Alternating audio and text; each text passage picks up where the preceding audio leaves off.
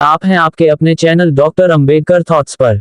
यहाँ हम बाबा साहब अंबेडकर के संपूर्ण वाङ्मय से उनके लेखों व भाषणों के माध्यम से आज से 100 साल पुराने इतिहास के बारे में जानेंगे। हम जानेंगे कि कितनी विकट परिस्थितियों में हमारे मुक्तिदाता बोधिसत्व बाबा साहब अंबेडकर ने हमारे लिए उस समय संघर्ष किया था, जिस समय हमारे समाज के लिए देशकाल और वातावरण बहुत ही ज्यादा दयनीय और निकृष्ट स्थिति में था।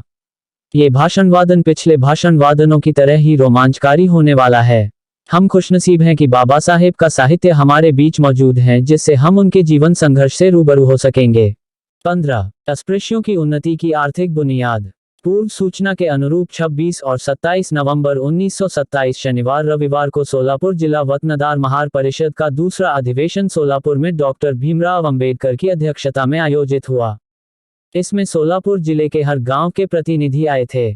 शनिवार 26 तारीख के 5 बजे से ही लोगों की अपार भीड़ जुटनी शुरू हो गई थी। सबकी नजरें डॉक्टर अंबेडकर के आने के रास्ते पर लगी हुई थीं। ठीक 7 बजे डॉक्टर अंबेडकर साहब अपने परिवार के लोगों के साथ सभा मंडप में प्रविष्ट हुए। उनके आने के साथ सभी लोगों ने खड़े होकर तालियों की गड़गड़ाहट के साथ उनका स्वागत किया। फिर बच्चों द्वारा ईश स्तुति पर गीत गाए जाने के बाद परिषद के स्वागत अध्यक्ष जीवप्पा एडले ने परिषद के कामकाज की शुरुआत करते हुए स्वागत भाषण दिया। इसके बाद डॉक्टर अंबेडकर का विचारोत्तेजक भाषण हुआ। डॉक्टर अंबेडकर के भाषण के दौरान सभी लोग शांत ध्यानमग्न होकर चित्र के समान तटस्थ होकर भाषण सुन रहे थे। उनका भाषण सरल मगर मर्मभेदी और प्रभावकारी था। उन्होंने कहा, सज्जनों, इस बारे में कोई संदेह नहीं है कि पिछले महीने 19 और 20 मार्च को महार में अस्पृश्य वर्ग का जो सम्मेलन हुआ था, उस सम्मेलन में अपने सार्वजनिक अधिकारों के निर्वहन के लिए महार के चवदार तालाब पर जाकर पानी भरने का जो उपक्रम हुआ, उसके कारण वह सम्मेलन अस्पृश्योन्नति के इतिहास में चिरस्मरणीय हो गया है। वहां के स्पृश्य लोगों ने प्रतिकार करके ये दुराग्रह किया कि चवदार तालाब जैसे सार्वजनिक तालाब से अस्पृश्यों को पानी नहीं भरने देंगे। उसी समय सम्मेलन के संचालकों ने घोषणा की कि महार को वे पानीपत का युद्ध समझते हैं और उसे जीते बगैर वे आराम से नहीं बैठेंगे। इतना ही नहीं तो जरूरत पड़ने पर सत्याग्रह करके अपनी कही बातों को सही साबित करने की प्रतिज्ञा की। ये खबर प्रकाशित होने के बाद स्पृश्य लोग अस्पृश्यों को उपदेश देने लगे। महार की घटना होने के बाद जिन्हें भले कुछ भी न समझ में आता हो, मगर जिन्हें दम्भ है कि उन्हें हिंदुस्तान की आबो हवा के बारे में पता है, ऐसे चित्राव शास्त्री ने बहुत गंभीर शब्दों में कहा कि ऐसे आंदोलन करते समय स्पृश्य और अस्पृश्यों की आबादी के फर्क को ध्यान में रखा जाना चाहिए। हमारे मराठी इलाके में 3/4 स्पृश्य और 1/4 अस्पृश्य हैं। स्पृश्यों में कितने ही आपसी मतभेद और अंतर्विरोध क्यों न हो, लेकिन अस्पृश्यता के बारे में सभी के विचार समान हैं।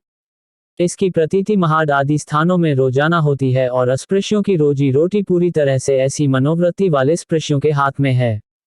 इसमें संदेह नहीं कि जिस दिन अस्पृश्यों की रोजी रोटी स्वतंत्र हो जाएगी और जिस दिन वे अपने मानवीय अधिकारों के लिए अपनी जान भी कुर्बान करने को तैयार हो जाएंगे, वह दिन केवल अस्पृश्य ही नहीं, हिंदू और हिंदुस्तान की दृष्टि से कुछ अलग ही होगा।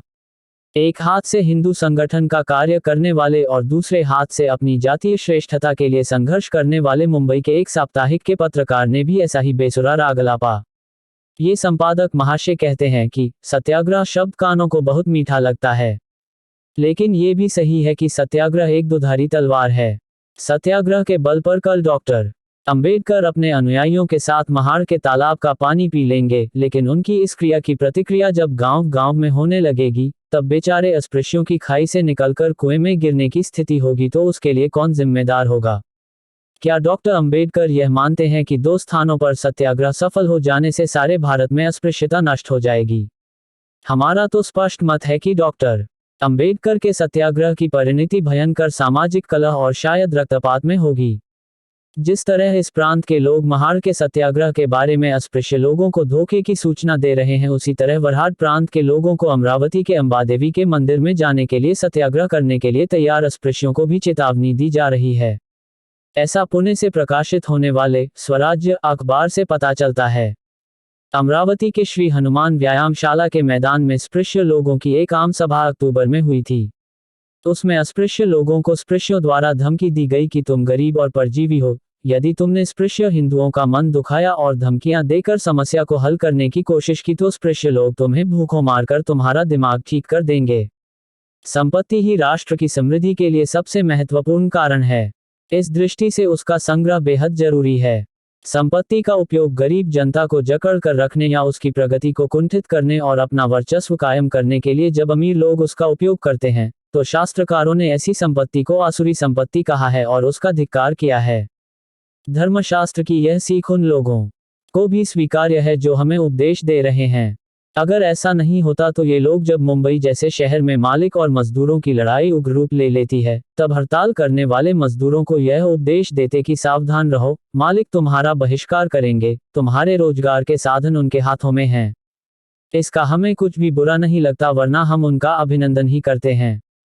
लेकिन हम उनसे एक सवाल पूछना चाहते हैं, वो ये कि यदि आर्थिक स्वतंत्रता के लिए संघर्ष करने वाले लोगों के खिलाफ संपत्ति का दुरुपयोग करना अधर्म है, तो सामाजिक समानता के लिए संघर्ष करने वाले अस्पृश्य लोगों के खिलाफ संपत्ति का दुरुपयोग करना क्या धर्म है?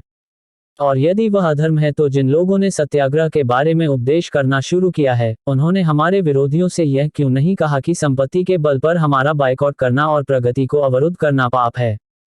यदि उन्होंने ऐसा किया होता तो हमें उनके मन की निर्मलता का विश्वास होता। उनके ऐसा न करने के कारण हमें इस बात पर यकीन नहीं होता कि उन्होंने उपदेश केवल अस्पृश्यों को सावधान करने के लिए किया है। हम ऐसा मानते हैं कि उसमें धमकी का जहर भरा हुआ है। कारण यह है कि कई लोगों को खुला विरोध करने में शर्म महसूस होती है, तो वे उपदेश की आड़ लेकर विरोध करने की इच्छा को पूरा कर लेते हैं। ये वैसी ही बात है। हमें लगता है कि यह केवल उपदेश नहीं है, उससे आगे बढ़कर जिन स्पृश्य लोगों के खिलाफ ये सत्याग्रह किया जा रहा है, उन लोगों को ये याद दिलाने की कोशिश है कि अति उत्साही अस्पृश्यों का दिमाग ठिकाने लाने के लिए उनके पास कौन सा हथियार है। क्योंकि जिन लोगों की इस मुद्दे के साथ सच्ची सहानुभूति है और जिन्हें अच्छी तरह पता है कि स्पृश्य लोग आश्रय देना बंद करके अस्पृश्यों को सत्याग्रह से परावृत करेंगे, उन्होंने जिस तरह अस्पृश्यों को संकेत दिया कि स्पृश्यों के हाथों में कौन सा हथियार है, उसी तरह उन्हें स्पृश्यों को भी यह चेतावनी देनी चाहिए थी कि सत्याग्रह जैसे सत्कार्य को नाकाम करने के लिए अपने हथियार का दुरुपयोग नहीं करना चाहिए। लेकिन यह उन्हें नहीं सूझा। दरअसल सत्याग्रह के जवाब में बहिष्कार किया जाएगा, यह अस्पृश्यों को बताने की कोई जरूरत नहीं है। जिन अस्पृश्यों ने सत्याग्रह का आंदोलन शुरू किया, उन्हें पहले से ही भविष्य की कल्पना थी।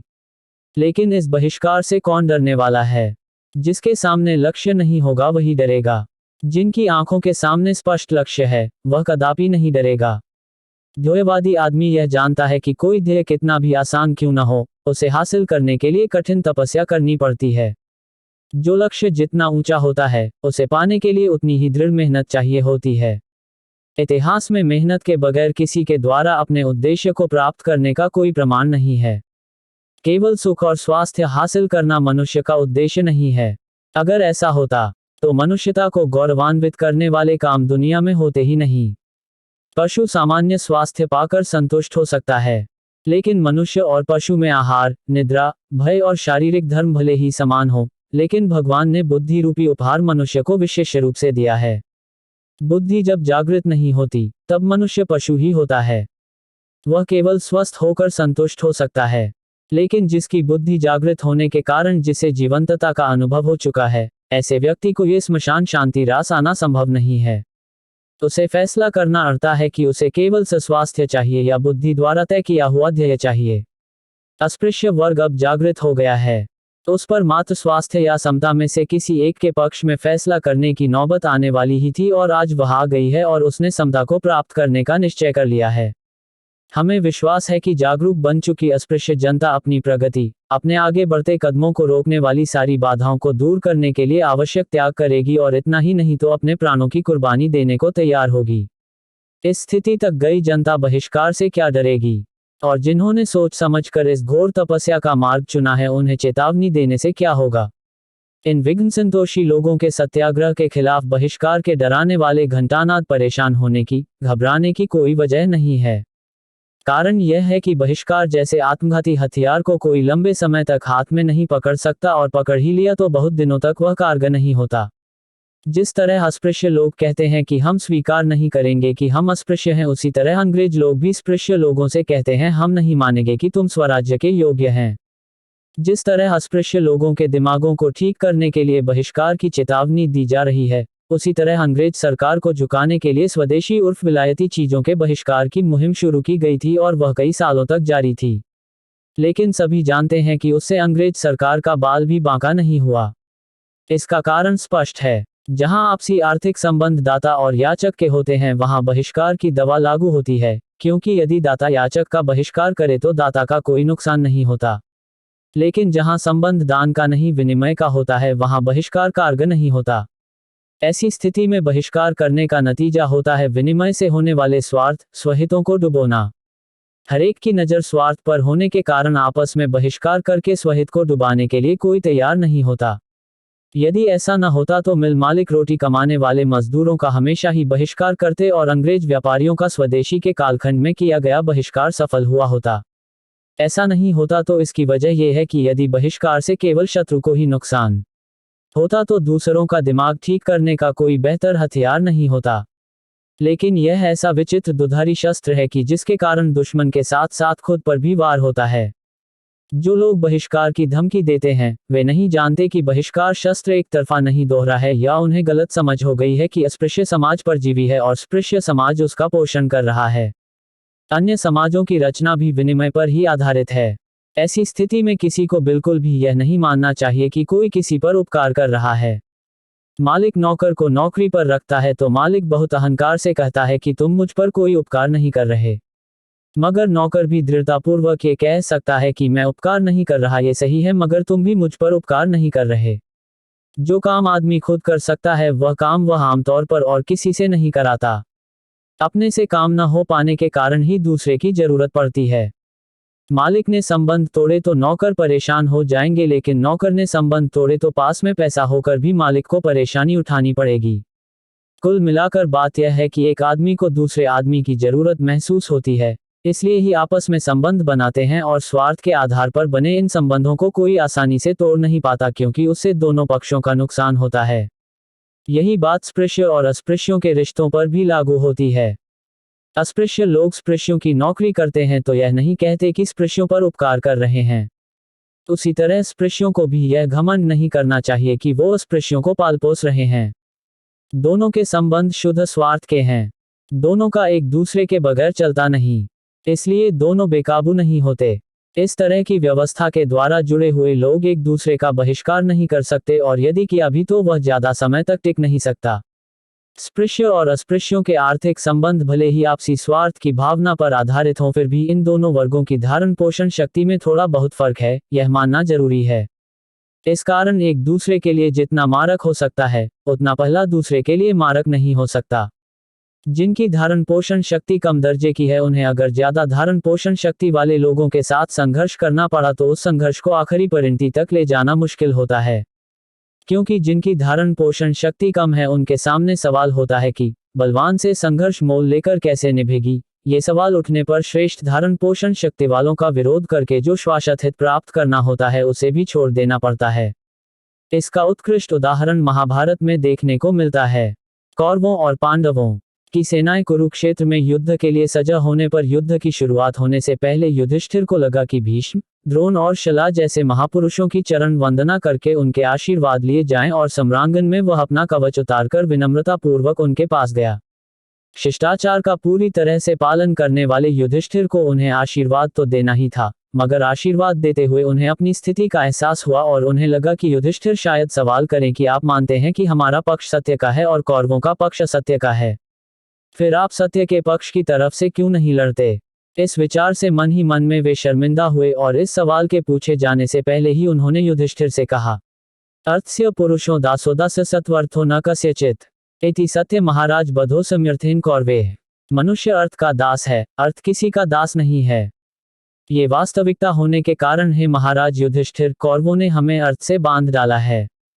हमने ऊपर बताया है कि ऐसा कहने की नौबत अस्पृश्यों पर नहीं आएगी, लेकिन यदि आई तो इस बात का विचार करना उपयुक्त होगा कि उसकी धारण पोषण शक्ति टिकी कैसे रहेगी और वे स्वावलंबी कैसे बनेंगे। इसलिए हमने आज इस विषय पर विचार प्रकट करना तय किया है। पहले अस्पृश्य जातियों में जिन अनेक जातियों का समावेश हुआ है उन जातियों में से किन किन जातियों को बहिष्कार से विशेष कष्ट पहुंचने वाला है, इस बात पर हमें ध्यान देना होगा। चमार और ढोर व्यावसायिक जातियां हैं, सो जाहिर है कि उन पर बहिष्कार के शस्त्र का कोई खास वार नहीं होगा।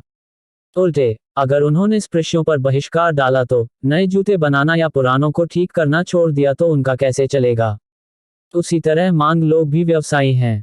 उन्होंने सुतली, रस्सियां या झाड़ू बनाना बंद किया तो उनके कारण सभी स्पृश्य लोगों की हेकड़ी निकल जाएगी। क्योंकि किसानों की महत्वपूर्ण जरूरतों में से दो जरूरतें हैं, बैल की लगाम और मोट या चरसे का नाड़ा। ये चीजें सिर्फ मांग जाति के लोग ही बनाते हैं, सो उन्हें बहिष्कृत करना स्पृश्य लोगों के हित में नहीं होगा। उल्टे अगर इन लोगों ने स्पृश्यों को बहिष्कृत किया तो स्पृश्य लोगों को उनके सामने झुकना ही पड़ेगा।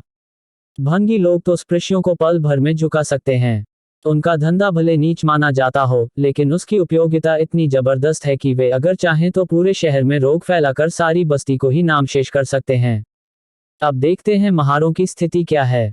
महारों की जाति का कोई विशेष व्यवसाय नहीं है। भले आखिरी पायदान के क्यों न हो, लेकिन हैं वे राजपुरुष ही, क्योंकि उनकी उपजीविका केवल सरकारी नौकरी से ही चलती है।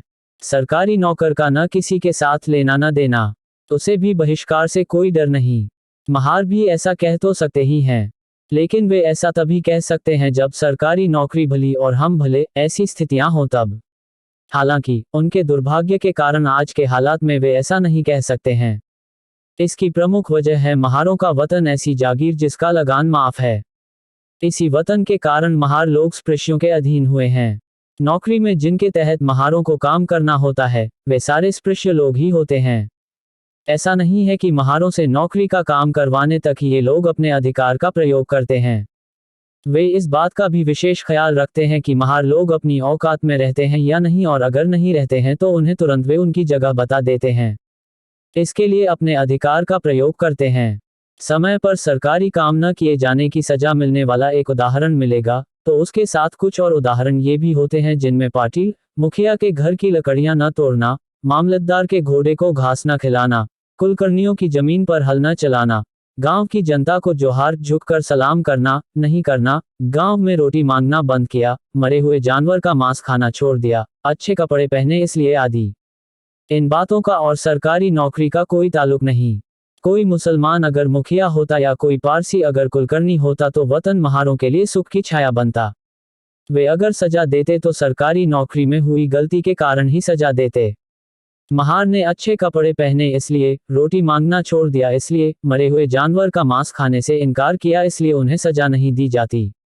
महार अगर अपना गंदा रहन सहन बदल कर अच्छे रहें तब उनकी अवमानना न होती और न उन्हें लगता कि महार घमंडी हो गया है। लेकिन कुलकर्णी पहले मुखिया होने के कारण उस पाटिल और कुलकर्णी के जोड़े को इन बातों से लगता है कि महार अपनी औकात में नहीं रह रहा और उसे घमंड हो गया है। उन्हें गुस्सा आने लगता है। इसी गुस्से के कारण वतन से प्राप्त अधिकार का गलत इस्तेमाल करते हुए वे गलत शिकायत मामलतदार के यहाँ भेजते हैं कि महार सरकारी काम करते नहीं है। मामलतदार उनकी हाँ में हाँ मिलाकर उस शिकायत को प्रांत के पास भेजता है और प्रांत द्वारा आदेश दिया जाता है कि महार को सस्पेंड कर दें।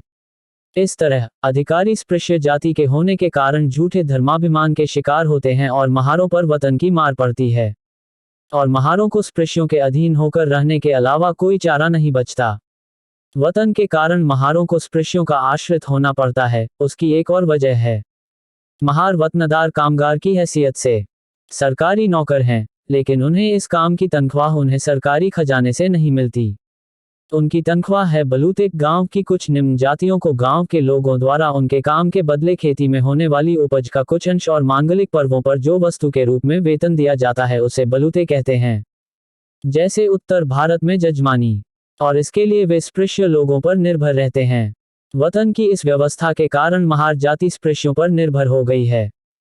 काम भले सरकार का किया हो, लेकिन उस काम की तनख्वाह दी जाए अथवा नहीं इसका निर्णय गांव के लोग करेंगे। लोग भी धर्माभिमानी होने के कारण महार लोग अपनी औकात में रहते हैं अथवा नहीं इसका ख्याल रखते हुए ही उन्हें बलूते अदा करते हैं।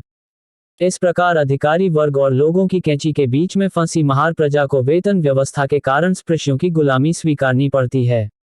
इस गुलामी से अगर महारों को अपने आप को मुक्त करना हो तो उन्हें आर्थिक आज़ादी हासिल करनी होगी। इसीलिए हम कहते हैं कि पहले महार वतन व्यवस्था में सुधार कीजिए। उनमें से पहला सुधार यह किया जाना चाहिए कि अगर अपने पास की जमीन पर लगान देकर वे जमीन रख सके तो वतनी नौकरियां वे छोड़ दें। इससे एक साथ स्पृश्यों के अधीन और स्पृश्यावलंबी बनी महार प्रजा आर्थिक स्तर पर आज़ाद होगी। इतना अगर कर भी नहीं सके तब भी वे प्रजा जनता से बलूते लेने के बदले सरकार से तनख्वाह मांगें। इससे वह भले स्पृश्याधीन रहें लेकिन स्पृश्यावलंबी नहीं रहेगी। ये सुधार अगर हो जाए तो महारों को इस बात की चिंता नहीं करनी पड़ेगी कि बहिष्कार से उन्हें कोई दिक्कत होगी। महार लोगों से यदि कहा जाए कि वतन छोड़कर आप लोग आज़ाद हो जाएं तो वे उल्टा सवाल ये करते हैं कि वतन अगर छोड़ दिया जाए तो हमारी आमदनी कैसे होगी। असल में महार लोगों को इस सवाल से परेशान नहीं होना चाहिए। पैदा होते समय हर इंसान अपने लिए पेट भरने का साधन साथ लेकर नहीं आता। पैदा होने के बाद अपनी योग्यता के अनुसार वह कोई न कोई व्यवसाय अपनाकर अपना पेट पालता ही है। फिर महार लोग ही अपना पेट नहीं पाल सकेंगे, ऐसा कैसे हो सकता है। आर्थिक आज़ादी के लिए हम उन्हें एक आध दो सूचनाएं और दे रहे हैं। महार लोगों को हमारी पहली सूचना यह है कि आप अपनी अलग बस्तियां बसाएं। महार लोगों को गांव के बारे में बड़ा अभिमान है। पिता का गांव छोड़कर जाना चाहिए या नहीं, इस सवाल का वे पार पाने में कठिनाई महसूस करते हैं। जहां अपने पिता गुजरे वहीं खुद भी गुजर जाने की उनकी इच्छा होती है। यह उन्हें अपना कर्तव्य है ऐसा लगता है। गांव अगर उनके साथ आदर से पेश आता तो उनका इस तरह महसूस करना सही भी माना जा सकता है। लेकिन महारों को जहां गांव के लोग तुच्छ हीन मानते हैं, छोटे छोटे कारणों से उन पर गांव बंदी लागू करते हैं, गांव के लोग जहां उनके साथ बिना गाली दिए बात नहीं करते, उसी गांव में रहने का आग्रह महार रखें, ये बड़े शर्म की बात है। इस प्रकार के जुल्म की कहानी गांव का हर महार जानता है। सोलापुर जिले में मासनूर, रातंजन, रालेरास, पानगांव, सुरडी, मालवंडी, चिखरडे, कासेगांव, शिरबाबी आदि गांवों में महार लोगों पर गांव वासियों पर कैसे जुल्म हो रहे हैं, ये बहिष्कृत भारत के पाठक जानते ही हैं। इन गांवों में से कई गांवों ने महारों को भगा देने का निश्चय किया है और वे उस पर अमल करने की तैयारी में लगे हैं। ऐसे हालात का सामना करना महार लोगों के लिए मुश्किल होता है, क्योंकि 200-250 घरों वाले गांव में महारों के कुल 10-5 ही घर होते हैं। इतनी कम संख्या में होने वाले लोगों के लिए बहुसंख्यक जाति के गुंडों से सामना करना मुश्किल पड़ता है। इसलिए हर गांव में 5-5 या 10-10 घरों की बस्ती में रहकर इस तरह के जुल्मों का शिकार सहते हुए घुटते रहने के बजाय अलग अलग गांवों में छोटी छोटी बस्तियां हटाकर महारों की बड़ी बस्ती बसाई जाए तो इससे उन्हें काफी लाभ मिलेगा। फॉरेस्ट जंगलों की जमीनों पर अगर इस तरह की बस्तियां बसाई जाएं तो वतन के जाने से होने वाला नुकसान वे खेती करके हजारों गुना पूरा कर सकते हैं। किसी की गुलामी न करते हुए आज़ाद तरीके से ये किया जा सकता है। ऐसी बस्तियों से न सिर्फ उदर निर्वाह होगा बल्कि उनसे अन्य कई फायदे हो सकते हैं। गांव में रहने की वजह से महार कोई भी अन्य व्यवसाय नहीं अपना सकते, लेकिन महार अगर अपनी बस्ती अलग बसाते हैं तो उनके सामने सारी राहें खुली हो जाएंगी। महार पाटिल बन सकता है, महार किराने की दुकान खोल सकता है, महार दर्जी की दुकान खोल सकता है। आज गांव में रहने के कारण जो व्यवसाय वे नहीं कर पाते, वे सब व्यवसाय अलग बस्ती में वे कर पाएंगे। अलग बस्ती बसाने का फायदा सिर्फ इतना ही नहीं है, इसके अलावा एक और महत्वपूर्ण फायदा भी है। पैदा होते ही महार बच्चे के मन में छुआछूत का डर समा जाता है। इसे मत छूना, उसे मत छूना आदि शब्द बार बार उसके कानों से टकराने के कारण बच्चा अपने आप को अपवित्र वहीन मानने लगता है और आखिर तक ऐसे ही मानता रहता है। एक बार मन पर यह दबाव बनता है तो वह हमेशा के लिए बन जाता है। मन ही कमजोर होने के कारण आगे उससे कोई पुरुषार्थ भरा काम होता ही नहीं। ऐसी नई बस्ती में बढ़ने वाले महारों के बच्चे निर्भय बनेंगे। छुआछूत की भाषा उनके कानों तक पहुंचने का कोई डर नहीं रहेगा। हम औरों से कम हैं या और लोग हमसे श्रेष्ठ हैं, ये भाव उनके मन में पैदा नहीं होगा। वे मन से कमजोर नहीं होंगे, ये बहुत बड़ा लाभ होगा। साथ ही अगर खेती के जैसे अलग उपजीविका कमाने का साधन अगर हाथ में आ रहा हो तो महार लोग उसका फायदा जरूर लें। इस तरह की नई बस्तियां बसाने में 2 तरह की मदद की जरूरत है। 1, सरकार की सहायता चाहिए। 2, महार लोग गांव छोड़ने के लिए तैयार हों। इनमें से सरकार की सहायता पाना मुश्किल नहीं है। मैसूर संस्थान में अस्पृश्य लोगों के लिए हर परिवार को 7 एकड़ जमीन देकर उनकी अलग बस्ती बसाई जाएगी। हमारे इलाके में भी बेरड लोगों की ऐसी ही बस्ती बनाने का अंग्रेज सरकार ने निर्णय लिया है। वही योजना महारों के लिए भी लागू करने के लिए सरकार मना करेगी ऐसा नहीं लगता। सवाल यह है कि क्या महार लोग अपना गांव छोड़कर अलग बस्ती बसाने के लिए तैयार हैं? सभी लोगों को खेती से पेट पालने जितनी जमीन मिलना असंभव है। इसीलिए खेती के साथ साथ अन्य कोई व्यवसाय महार लोग करें, ये बहुत जरूरी है। महार जाति व्यवसाय करने वाली जाति नहीं है। जो व्यवसाय वह कर सके वह करने के लिए वह आज़ाद है। एक बात मानना जरूरी है कि पैसे और अनुभव के अभाव में श्रेष्ठ किस्म का किफायती व्यवसाय इस जाति के लोग नहीं कर पाएंगे। संभव हुआ तो कोई छोटा व्यवसाय वे अपना सकते हैं। हालांकि ब्राह्मणों की भूत बाधा से प्रभावित महार लोग किसी हीन धंधे को अपनाने के लिए तैयार होंगे, इसकी संभावना बहुत कम लगती है। जिस व्यवसाय में कोई गंदगी नहीं, या कोई व्यवसाय किसी जाति विशेष का न हुआ हो, ऐसा कोई व्यवसाय हो, तो महार लोग वह करने के लिए तैयार होंगे। मेरी राय में ऐसा केवल एक ही व्यवसाय है और वह है खादी बुनना। महार लोगों से मेरी सिफारिश है कि आप खादी बुनें। उन्हें शायद अब ऐसा लगे कि हम खादी बुनेंगे तो खरीदेगा कौन? अगर कोई खरीदे ही नहीं तो खादी बुनने का फायदा ही क्या? लेकिन इस सवाल को हल करना कठिन नहीं है। महार लोगों को अपने इस्तेमाल के लिए कपड़ा तो खरीदना ही पड़ता है। ऐसे में अगर सभी महार लोगों ने अपने लिए खादी का इस्तेमाल करने और महारों की बुनी हुई खादी के अलावा कोई और खादी न खरीदने की कसम खाई, तो बुनकर महारों के लिए अपनी ही जाति के इतने ग्राहक मिलेंगे कि उनके लिए काफी होगा। इन दो बातों पर अमल करने के लिए धन की जरूरत पड़ेगी। हालांकि आर्थिक सहायता पाना ज्यादा मुश्किल नहीं होगा। बस महार लोगों को अपना निर्णय लेना होगा। महारों को अगर इंसानों सी इज्जत पानी हो तो उन्हें गांव की रैयतों की गुलामी से खुद को मुक्त करना होगा। और अगर वे मुक्ति चाहते हैं तो उन्हें इन सभी बातों को निश्चयपूर्वक अमल में लाना होगा। तो उसके अलावा उनकी राह आसान नहीं बनने वाली है, यह उन्हें ध्यान में रखना होगा। पहले दिन का काम संपन्न हुआ। उसके बाद उसी मंडप में दूसरी सभा शुरू हुई। महार वतन में सुधार लाने के लिए डॉक्टर बाबा साहेब अम्बेडकर ने जो बिल मुंबई काउंसिल में पेश किया था, उसे समर्थन देने के लिए सेठ मानेकचंद शाह की अध्यक्षता में ये सभा आयोजित की गई थी। उस सभा में आगे दिया गया प्रस्ताव रखा गया। डॉक्टर अंबेडकर ने महार वतन में सुधार के लिए जो बिल रखा है, उसका यह वतनदार महार परिषद अपना पूरा समर्थन देती है।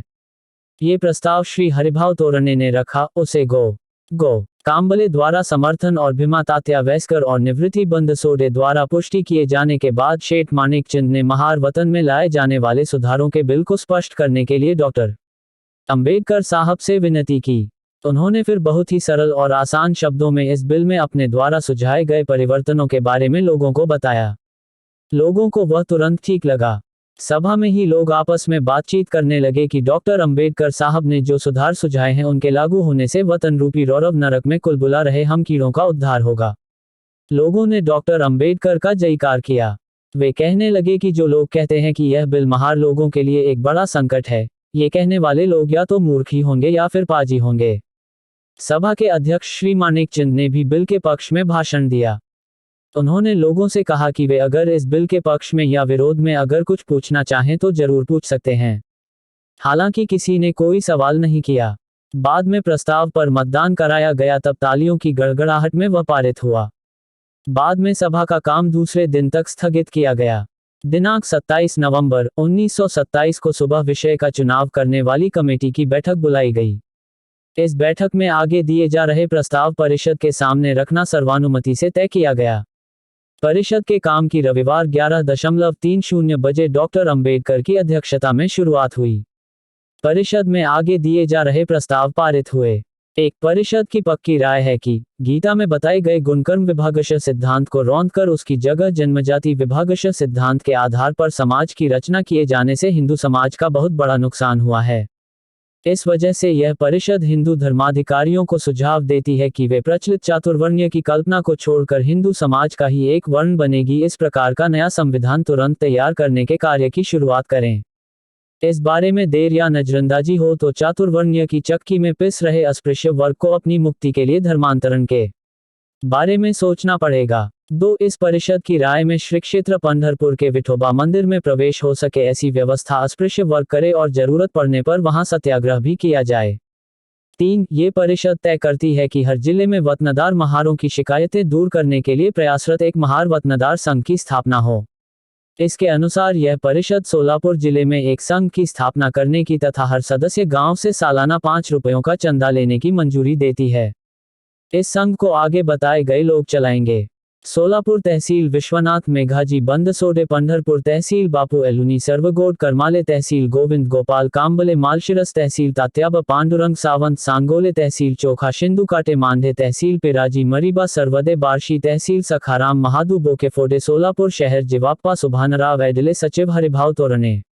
उपरोक्त चुने गए सदस्यों को ये सभा संघ के नियम तैयार करने के अधिकार दे रही है और उनके बनाए नियम आगे दिए जा रहे वतनदार जिला सभा में उसे मंजूर किए जाएं और यह सभा कम से कम 2 सालों के अंदर अंदर ली जाए। 4 सोलापुर, पंढरपुर आदि म्यूनिसिपालिटी के गांवों में और जिलों में रातंजन, कारी, देगांव आदि गांवों में महारों के मालिकियत की जमीनें गांव की जमीनों में शामिल की गई हैं। इससे महारों का बहुत नुकसान हुआ है। जिले के कलेक्टर से इस बारे में फिर से पूछताछ पुनर्समीक्षा करने की विनती यह सभा करती है। 5 इस जिले में जिन गांवों में वतनी इनाम जमीनें नहीं हैं, ऐसे गांवों के महार लोगों को उन्हीं के गांवों की प्रति अगर फॉरेस्ट की जमीन हो तो वतन के रूप में इनाम के तौर पर दी जाएं। 6 बेलापुर, मासनूर, रालेरास, पानगांव, चिखरडे, कोसगांव, चाकुरे, शिखावी, मैडद, दिगाव, भामबुर्डी, रातंजन, सुरडी, गुरसाले, तहसील मालशिरस, लोनंद गांव में पाटिल कुलकर्णी के उकसाने और भड़काने पर लोगों ने षड्यंत्र कर महारों को गांव से भगा देने की योजना बनाई है। इसलिए इस गांव में हो रहे जुलूम के बारे में पूछताछ कर सरकार महारों की सुरक्षा का इंतजाम करे। 7 सोलापुर जिले के वतनदार महार परिषद की राय में हर जिले के महार लोगों की आर्थिक गुलामी नष्ट करने के लिए तथा उनका पारिवारिक जीवन अधिक सुखमय हो, इसके लिए हर जिले में वतनदार महार संघ सहकारी मंडल की स्थापना की जाए। सूत बनाना, कपड़ा बुनना इन कामों का प्रसार करने की तथा सहकारिता किसान वर्ग विस्थापन कॉलोनी स्थापन करने की जितनी जल्दी संभव हो व्यवस्था की जाए। 8 इस सभा का सरकार से यह अनुरोध है कि जंगल की जमीनें अन्य वर्ग के लोगों को देने से पहले अस्पृश्यों की अर्जियों पर विचार किया जाए। जिन शर्तों पर जंगल की जमीनें देना तय हुआ हो, वे शर्तें अस्पृश्य वर्ग के इंसान को अगर मंजूर हो तो खेती योग्य भूमि अन्य जातियों के अर्जदारों को बिना दिए अस्पृश्य वर्ग के अर्जदार को ही दी जाएं। उपरोक्त प्रस्तावों पर मैसेज सीताराम नामदेव शिवतरकर, धोंडीराम गायकवाड़, बोरकर, माने कांबले, बंदसोडे, गोविंद कांबले, वैस्कर, शिवनकर, बोकेफोडे, साबले, तोरने आदि वक्ताओं के समयानुरूप भाषण हुए। इस प्रकार आम सहमति से प्रस्ताव पारित होने के बाद अध्यक्ष तथा उपस्थितों के प्रति धन्यवाद ज्ञापन किया गया। फूलमालाएं और गुलदस्ते देने के बाद डॉक्टर अंबेडकर के जयकार की घोषणाओं के साथ समापन कर परिषद का काम पूरा हुआ।